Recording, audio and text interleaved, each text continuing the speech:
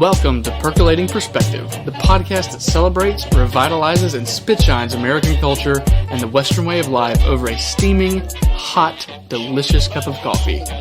Today on Percolating Perspective, what is rugged individualism? What are the components that make up rugged individualism? And how do we apply those components to our own lives to become rugged individualists ourselves?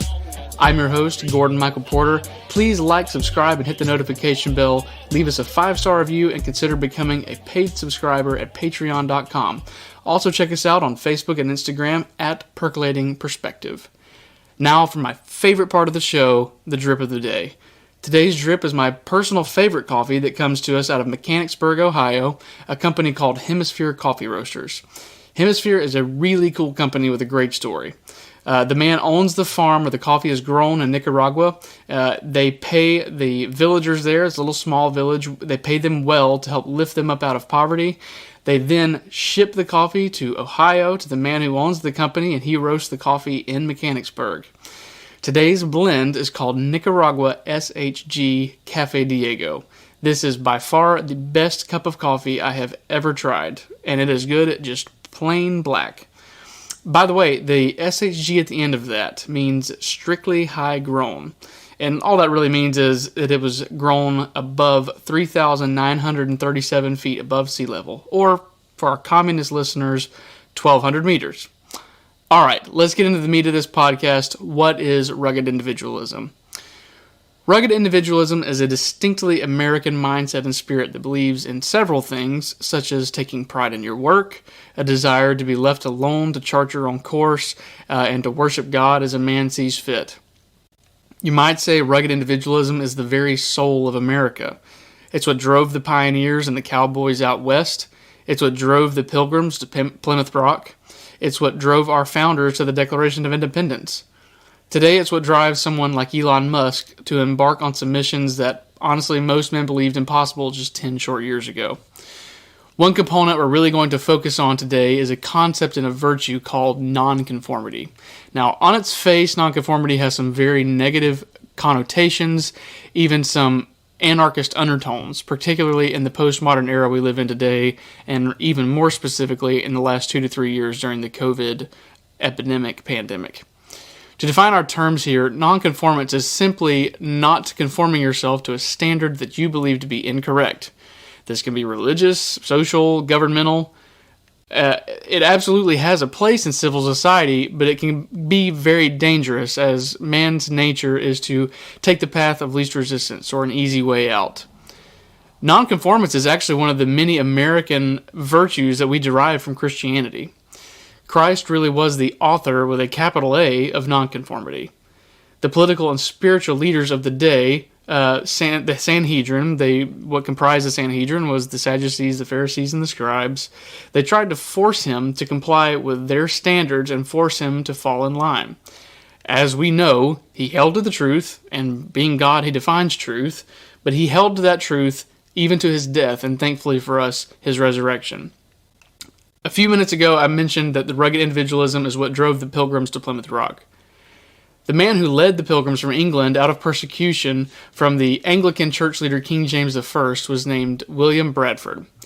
At age 7, Bradford became an orphan and was sent to live with his uncles and was set to receive an inheritance.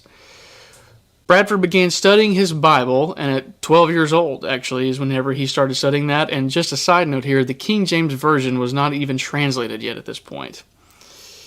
After studying for himself, he began to walk to and attend a separatist church 8 miles from his home. His uncles were actually Anglican themselves and eventually threatened him that if he continued to attend this separatist church, he would be disinherited. After a lot of prayer, William Bradford, at 14 years old, left his uncles behind for good with a note that read, "To keep a good conscience and walk in such a way as God has prescribed in His Word is a thing I must prefer before you all and above life itself.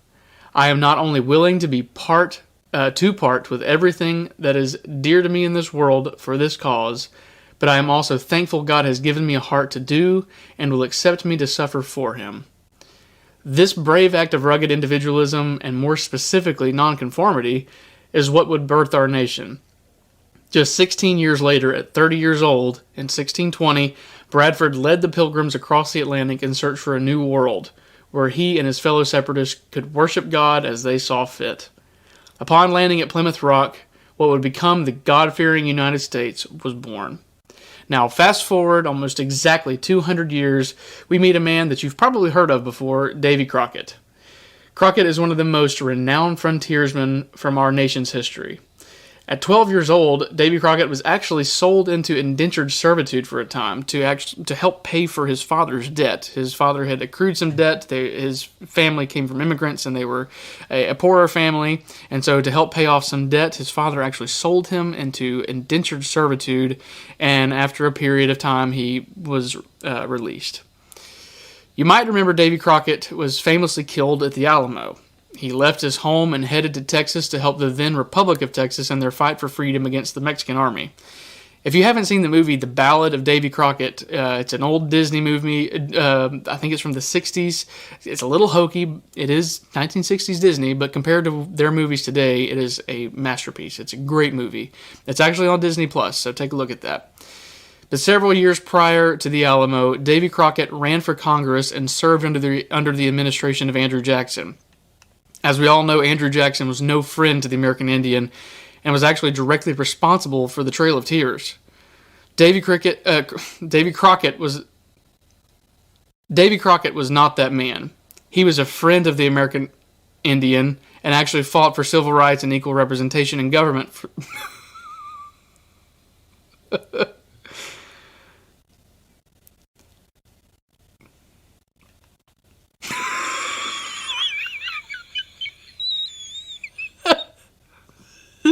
Davy Cricket.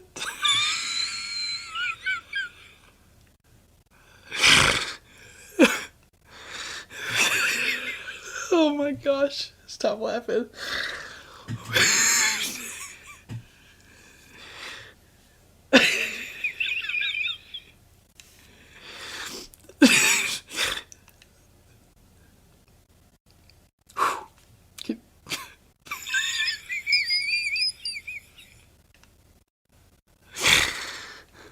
Oh my gosh, Davy Cricket.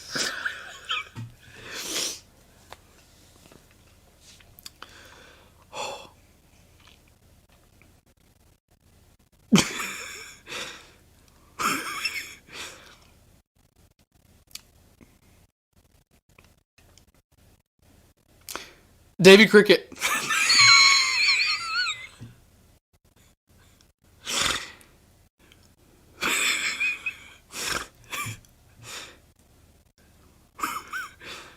Come on, get it together.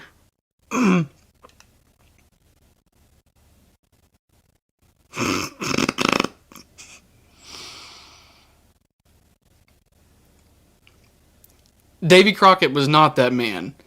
He was a friend of the American Indian and actually fought for civil rights and equal representation.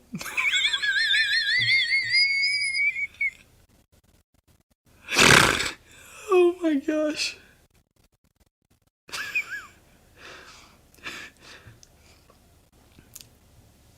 Davy Crockett was not that man. He was a friend of the American Indian and actually fought for civil rights and equal representation.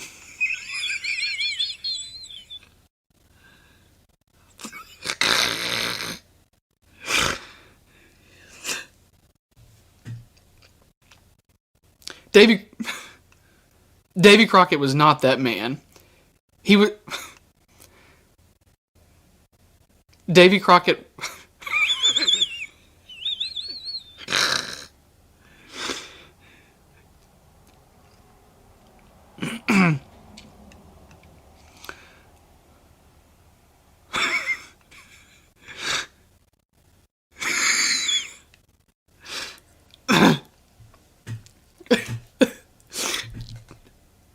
All right, Davy Cricket. It's not that funny.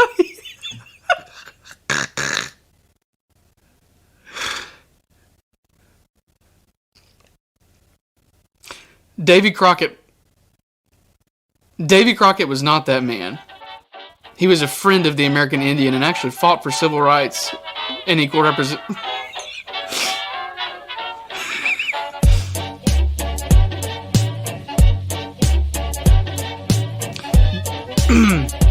Davy Crockett was not that man. He was a friend of the...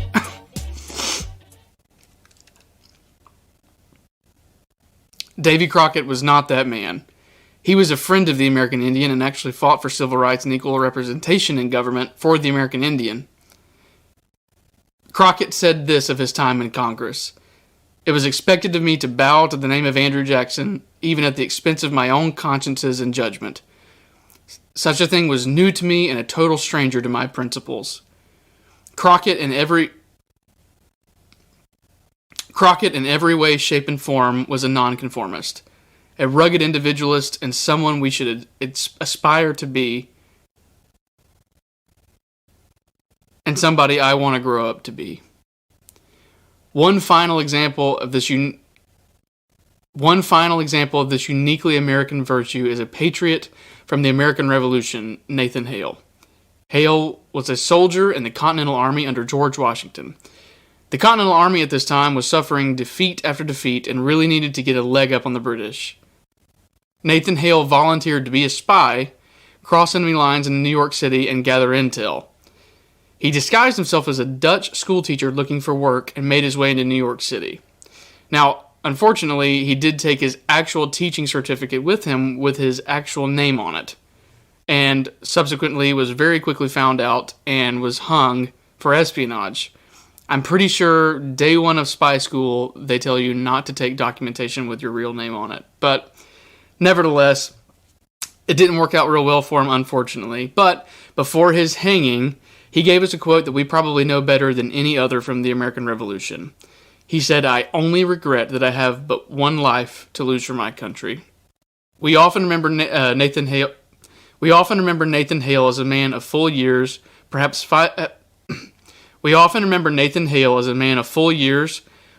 half of his life behind him. Nathan Hale did what he thought was right to preserve man's right to chart his own course and worship God as one sees fit at only 21 years old. Now, while you don't have to sacrifice your life to be a rugged individualist, you can always do what's right, no matter the consequences, no matter the price. I challenge you, I charge you, take this uniquely American spirit with you every day and practice it. You will be surprised how often you need it. Every day you are faced with options. You can either do the right thing and do what you know to be true, or go along to get along and just play it safe because it's the easy thing to do. With that, I'll leave you with it. Please don't forget to check out Hemisphere Coffee Roasters today.